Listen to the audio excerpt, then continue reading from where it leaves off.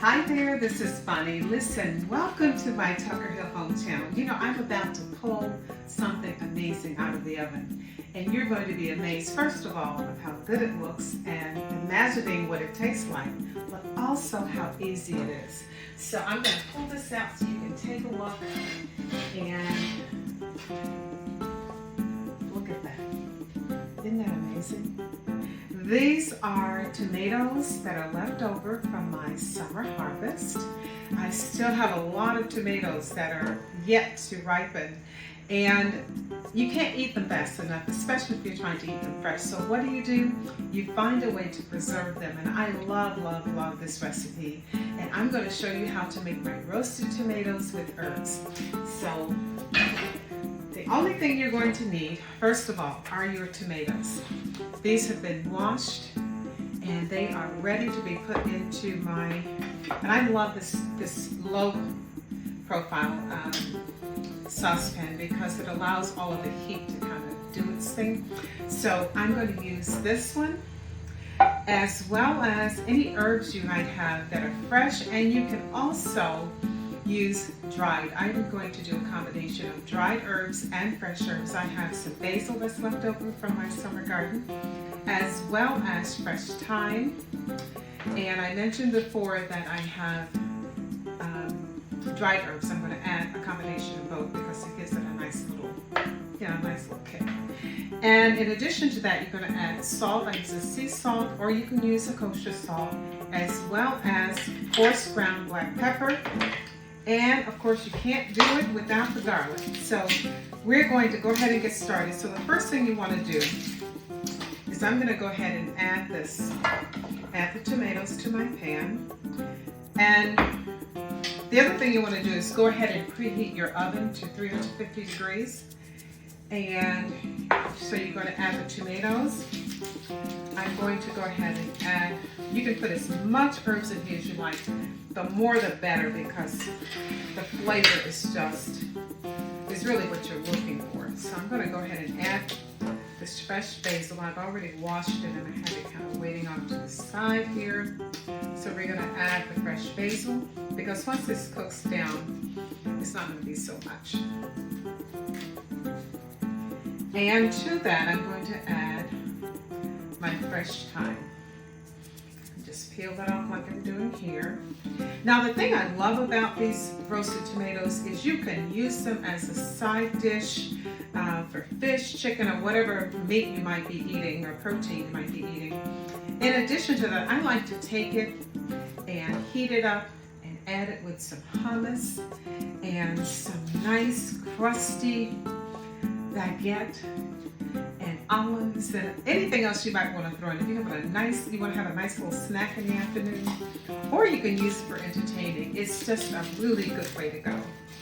And then to that, I'm going to go ahead and add my salt.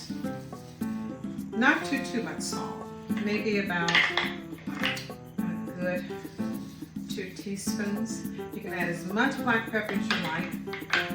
And then I'm going to add my dried herbs as well. You can do oregano. Now this, one of the reasons why I'm using the dried herbs is that my oregano is all done for the season. And so I wanted to make sure I got that in there.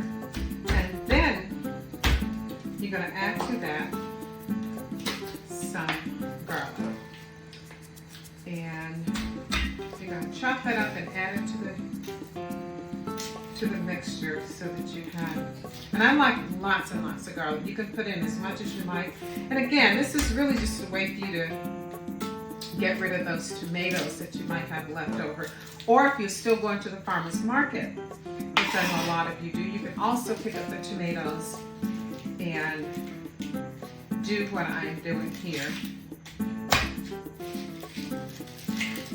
Now, if you like myself, I like to give gifts of food to people. These make such a beautiful, the presentation is amazing because of the color and all the beautiful herbs. And I like to give, I put these on the shelf, and very often when someone comes over, I never let people leave without taking something home with them. So I will add that to a nice little little gift bag or a gift box. I normally pull things off the shelf. It's easy and people really appreciate getting that something that you made yourself. And the flavor, you cannot beat it. You can go to the market and buy tomato sauce and tomatoes, but there's no comparison. So I'm going to take all this garlic and just kind of sprinkle it over like that. And the very last thing that I'm going to add is a generous amount of olive oil. You want to get the pure olive oil. I tend not to like the blends, although you can use the blends. Just make sure that whatever oils they're adding, that they're healthy oils. And once I do that, it is all ready. Look at that. Isn't that pretty? I love food that looks good as well as tastes good. If you could smell this, oh my goodness, you'd be convinced that this is something that you absolutely want to do. Now, once I roast this off, let me grab the one that I did already.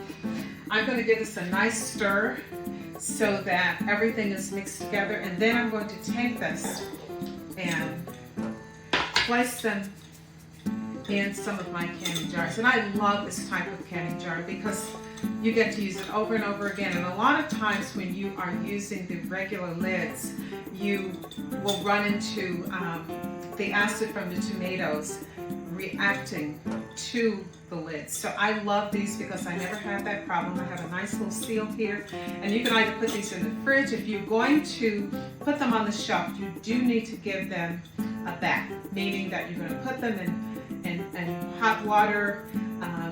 If you have a canning pot that you use, you're going to make sure that you treat them so that you kill any remaining bacteria. I've already sterilized these jars. I have a couple of them here, and I can then just take them and put them in the fridge, or you can freeze them.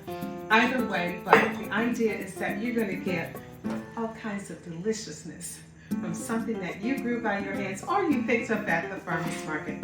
Listen, remember to hit the subscribe button. It's very, very important because we have so much wonderful content that's coming with cooking and gardening, and you don't want to miss a thing. And also be sure to share this with a friend. Until next time, take care. Bye.